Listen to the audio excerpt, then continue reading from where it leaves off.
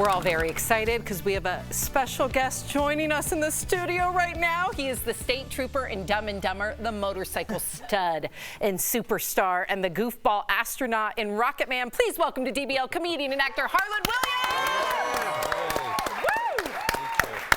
Harland, we are so happy that you're here. We love comics. I do stand-up, so I'm just excited that you're here. Thank you. This isn't your first time performing in Denver, right? No, this is, I've been coming here steady for, I think, about 15 years now. So I think this is like my 15th time, maybe. Or All right, now I'm not going to put you on the spot. What is your favorite thing to do here? I like to go up into the mountains and yodel. No one does that, Harland. That should be the beginning of our show. It's just you going to the mountains and yodeling, and then the Daily Blast Live logo comes in. Well, I'd like to yodel, and I also have a, I'm in the entertainment business, so I have a flugelhorn. Have you seen those long? Yes, the Ricola. And I go up there to practice because I'm hoping to get a spot working for Team Ricolo. Yeah. I'll be up there and Smart. like, Yep. you know, so That I'm was working. good. I want to get in on those commercials, yeah. That's a good start. Yeah, I can tell he's been practicing. That sounded real I've been blowing hard. Harland, let's go back a little bit. Everybody knows you from Dumb and Dumber, of course, right? That famous scene. How much of that was improv? When you were doing that, they obviously give you something to drink that we can't say on television, but this is a famous scene. Yeah, I would say I improvised maybe just under half of it. Yeah.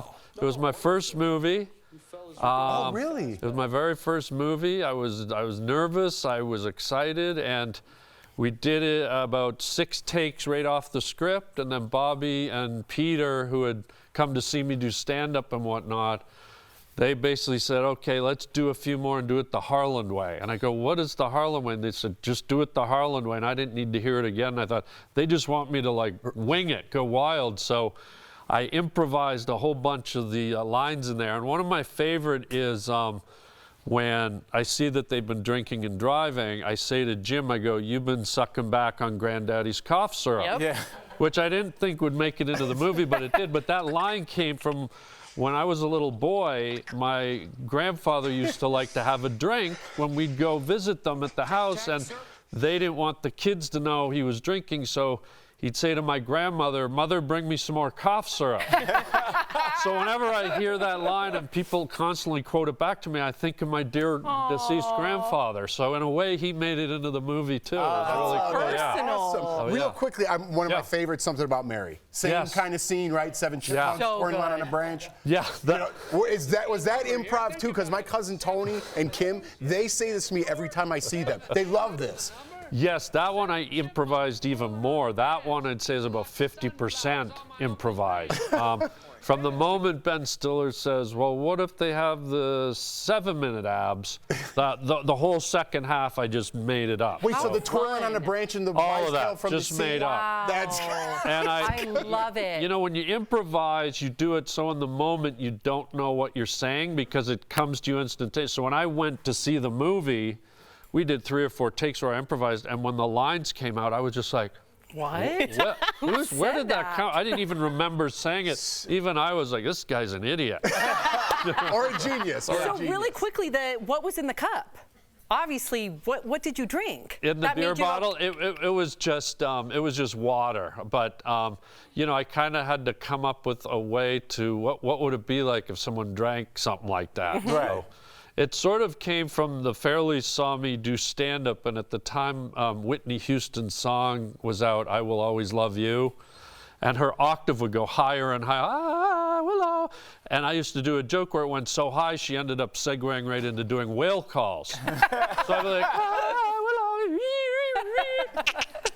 and then I started doing So they saw me do that at the club, and they go, put that in the movie somehow. And I didn't know where. They didn't tell me where. So I thought, well, what if after I drink this thing, Smart. you know, and it worked great. So good. Really quickly, speaking of things that you say that you don't realize, I don't know if you realize, you just said the name of your next special, The Harland Way. Oh, yeah. I think that would be a great title. Yeah, either that or it's a new road here in Denver. There you go. Right? Let's go down the Harland way. Yeah, exactly. Yeah. Okay, so Harland, because you're here, we want to get your take on some trending stories. Please. Okay, we talked a little bit about Richard Simmons yesterday, and he made it very clear that he did not want Pauly Shore involved or even making an upcoming biopic about him. Now, Pauly is playing Richard in an unrelated short film premiering at Sundance today, and a biopic is also in the works. Richard, who hasn't been seen in public in years, posted a statement on Facebook saying he never gave his permission. So what do you think about this? Well, you'll like this because I was just with Pauly a few days ago. We were doing shows at Joe Rogan's Comedy Club in Austin, and I asked Pauly the exact same question, and he said, well, Pauly's a public figure, so we don't necessarily need his permission as long as we don't, you know, make a buffoon out of him or slander him. So I think he can do it regardless. That being said, I know Pauly has the utmost respect for him. He really loves Richard. And I can tell you this, Pauly is super excited because Pauly, as he was telling me, he was initially an actor. He's always wanted to be an actor. And I think he's super excited about this role because it gives him a shot at really digging into a really kind of interesting character and playing sort of a very real movie role versus the crazy comedy stuff. So I hope maybe they can get together, and I hope Richard can see that Pauly really wants to do him a service and honor him, and it's not to make a mockery of him. And I think just looking at Pauly's picture and the way he portrays him, I think he'll do an amazing job, and Pauly is psyched. He's really excited. Thank you for that insight. That is. Okay, so now we want to get your opinion on this story. Yeah. A couple of Madonna fans are actually suing her, okay, because she showed up late to her concert. They're suing Madonna, Live Nation, and the Barclays Center for unfair and deceptive trade practices and breach of contract after she showed up to her concert in New York 2 hours late. By the time the show ended, there weren't many trains running, and they had to pay for an Uber, a taxi, whatnot. Okay, well, what do we think? You'll like this. I was just with Madonna 2 days ago.